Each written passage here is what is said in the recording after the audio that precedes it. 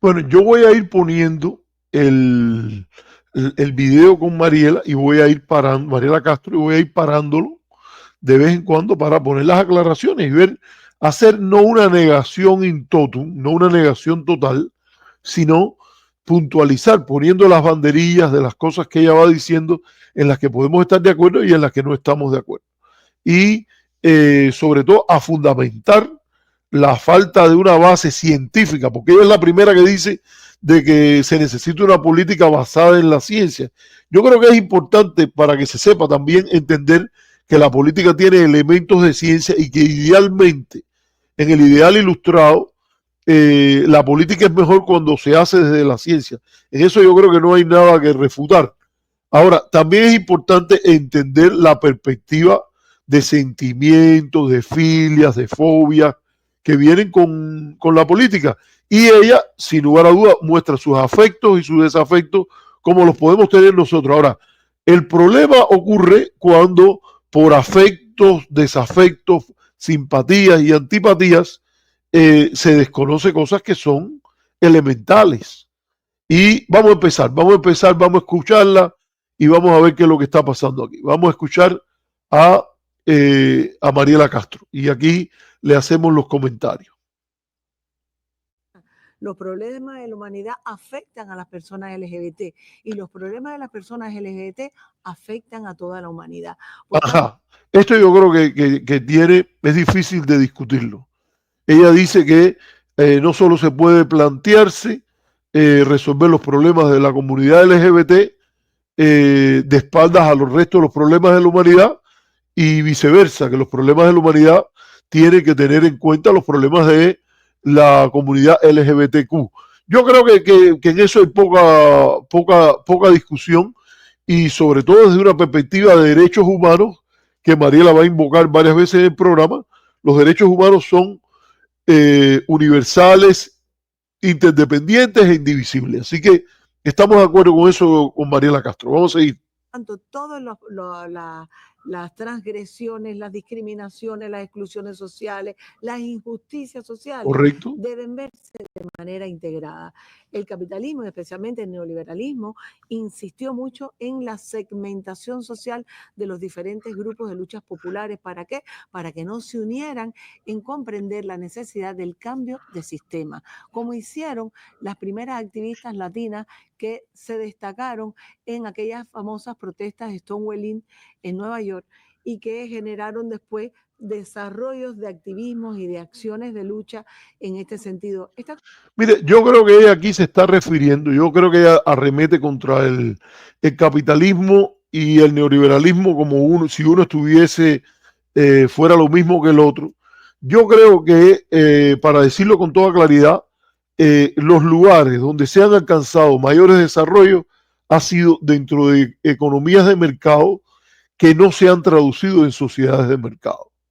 Hay una racionalidad marxista vulgar cuando uno habla de que el capitalismo, la sociedad, la economía de mercado tiene que traducirse o se traduce automáticamente en una sociedad de mercado. Y yo quiero decir que hoy mismo en el mundo es muy difícil pensar un país donde el mercado no esté dando la campanada y que juegue un papel primordial, incluyendo en la propia Cuba. Es muy difícil sustraerse del papel creciente, notable que está teniendo el mercado. Yo no sé en Corea del Norte, donde alguna gente hablan de eso, pero en China, sin lugar a dudas, es hoy una economía, podríamos decir, de capitalismo de Estado, de mercado, con un importante componente estatal, pero ella insinúa o alerta de algo que sí ha pasado, que es que desde posiciones sobre todo neoliberales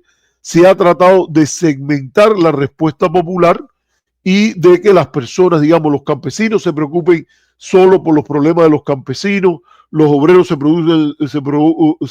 preocupen esencialmente por sus problemas, los intelectuales por los problemas de la libertad intelectual, y que hay una interseccionalidad, una conexión entre esas causas que corresponde a aquellos que tienen una narrativa, un discurso emancipatorio, concatenar. Yo creo que eso es difícil, un poco ella lo dice con un lenguaje un tanto esto más radical, pero yo creo que desde, digamos, del centro a la izquierda es algo que tampoco cuestionaría muchas personas. Están las historias en los propios Estados Unidos, en América Latina, donde las luchas por la igualdad de la mujer se entrelazan, a veces en conflicto, a veces de una manera más armónica, la lucha por la igualdad racial, la lucha por los derechos de la mujer, la lucha por los derechos de los trabajadores, los derechos humanos de los niños, los derechos de la comunidad LGBTQ. Yo creo que tampoco ahí hay que entrar en conflicto y ella tiene una perspectiva informada. Donde aquí ya yo noto un elemento que Mariela ala ¿cómo se dice? La brasa a su sardina, es que ella habla de que en el movimiento de Stonewall Inn, aquellos eran personas que eran muy radicales y a las cuales se les ha tratado de disecar, sacar ese elemento radical. Bueno, ahí el problema es más complicado, Mariela. Vamos a decirlo con toda claridad. Y si esto se va a hacer con responsabilidad, lo digo porque yo he incorporado a mis clases de historia de política de Estados Unidos, de historia de Estados Unidos, la lucha por los derechos de los homosexuales, como por los derechos de la mujer. Y es indiscutible que el movimiento, por ejemplo, socialdemócrata y el movimiento comunista tuvieron una labor madrugadora, por decirlo de alguna manera, de pionera en la lucha por estos derechos. Pero también vamos a recordar que muchas de estas posturas que hoy se han convertido dignas de reverencias fueron abominadas, estigmatizadas por el propio movimiento comunista. Quiero decirlo que de manera incluso más fuerte que los movimientos socialdemócratas. Es cierto que un gobierno socialdemócrata estuvo a cargo de la represión de, por ejemplo, la muerte de Rosa Luxemburgo, y los socialdemócratas tenemos o debemos asumir nuestra responsabilidad por eso. Pero señores, no excluyamos ni vengamos a pararnos allí en la mesa redonda y a pasar por arriba tanto las dinámicas propias cubanas de represión del activismo LGBTQ, del cierre de instituciones como Ediciones El Puente, de lo que fue el UMAP, y en el contexto norteamericano, porque yo doy clases de eso y lo he tenido que estudiar y he tenido estudiantes que me han escrito trabajos sobre eso. Y es verdad que, por ejemplo, en el contexto norteamericano, entre los pioneros de la lucha por los derechos LGBTQ está lo que se llamó la Mattachine Society, y ahí está, por ejemplo, la importante figura de un activista comunista, Harry Hyde, y que este es uno que desde los años 50 empieza a agitar la necesidad de esta organización y que los gays se organicen para luchar por sus derechos y evitar ser abusados. Juega un papel importante como un militante, lo que se llama un militante queer, en lo que se va a llamar el Frente de Liberación Gay de California Sur, Harry Haight, y que es un movimiento de militancia que tiene su origen y su plataforma en los Stonewall Riots, en las protestas de Stonewall, pero también vamos a recordarlo precisamente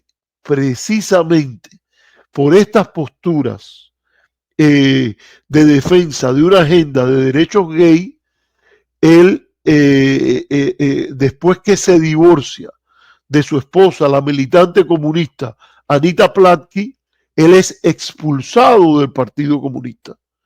Vamos a recordar esto, o sea, no vamos a ver con esta historia de que estos eran los pioneros y a partir de ahora hay que reconocerlos y fíjense qué bueno era que eran los radicales. No. Las organizaciones radicales, el comunismo institucional expulsó a varias de estas personas, los excluyó, los trató de controlar. Vamos a recordar la experiencia propia, por decirlo de alguna manera, del estalinismo con la primera embajadora de la Rusia soviética, que fue la Kollontai, y después de la manera que ella fue discriminada, presionada, etcétera, no por el imperialismo, Mariela, no por el neoliberalismo, no, por el dogmatismo comunista, y porque en la estructura de partido único hubo menos posibilidad de existir como una institución divergente de la corriente principal, como sí ocurrió en lugares donde predominó la corriente socialdemócrata, dígase, por ejemplo, las izquierdas del norte de Europa, en Suecia, en Dinamarca, en Noruega, etcétera. Y yo creo que si quieres construir esto y hablar de pioneros, tienes que hablar de comunistas o radicales y socialdemócratas. Y también poner en evidencia cómo estos agrupamientos de tipo queer, de tipo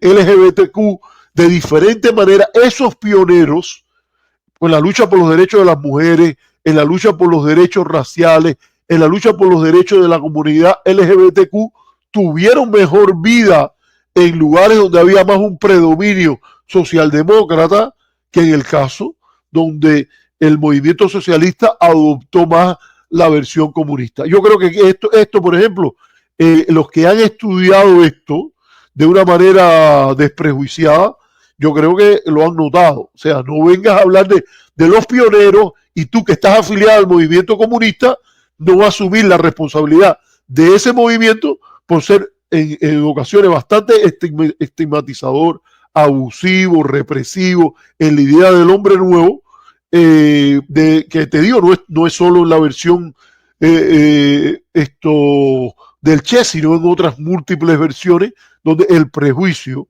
homosexual no solo se expresó, sino que por las características un tanto totalitarias del modelo y llevó a represiones mucho más duras contra esos pioneros que en los otros lugares donde había la otra variante del movimiento socialista, el socialismo democrático. Vamos a decirlo con claridad. Pero vamos a seguir porque esto es la parte de historia, esto es para informar y vamos a ver ahora cómo esto sigue en la conversación y caemos en el tema de los judíos.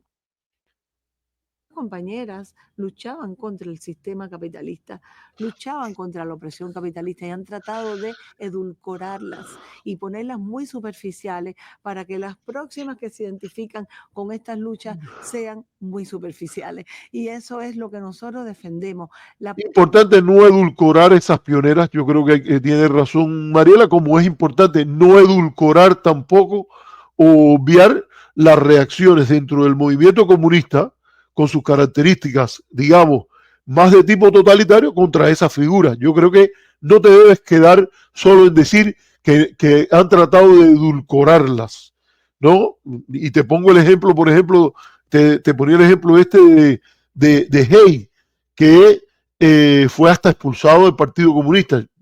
Fíjate, tú fuiste la que trajiste el tema y motivaste estas cuestiones, y yo sé que tú sabes cantidad del activismo LGBTQ, pero vamos a ver entonces cómo también lo conversamos de historia. Yo te digo, deferencia hacia tu conocimiento, pero no me parece que es correcto. Hay que buscar la verdad. Miren, en este programa, por lo menos, yo lo que busco es hacer el papel de ampaya. Yo no estoy buscando la verdad conveniente, ni mucho menos, pero es evidente que hay una parte de la verdad que tiene que ver con las respuestas ya consolidadas, institucionales, de el comunismo en su versión totalitaria, que no se pueden obviar aquí, Mariela, incluyendo en el contexto cubano. Profundidad de las luchas populares, de las luchas por la justicia social.